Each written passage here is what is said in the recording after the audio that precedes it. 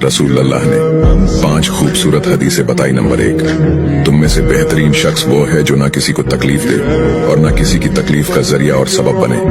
Number 2, जो शख्स दिन में 10 मरतबा सूरतुल इखलास पढ़ेगा, यानी कुल हु अल्लाहु अहद, ये पूरी सूरत पढ़ेगा, अल्लाह ताला जन्नत में उसके लिए महल बना देंगे। नंबर 3, जो शख्स हर फर्ज नमाज के बाद 1 मरतबा आयतुल कुर्सी पढ़ने का मामूल बनाएगा, तो उसके और जन्नत के दरमियान सिर्फ मौत का फासला होगा, यानी वो शख्स मरते ही सीधा जन्नत में जाएगा।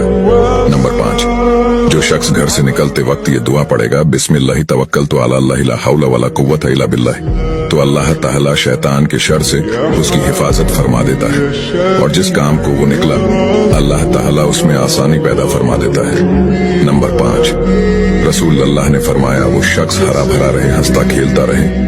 जो शख्स मेरी हदीस सुने उसको महफूज रखे और उसको दूसरों तक पहुंचाए।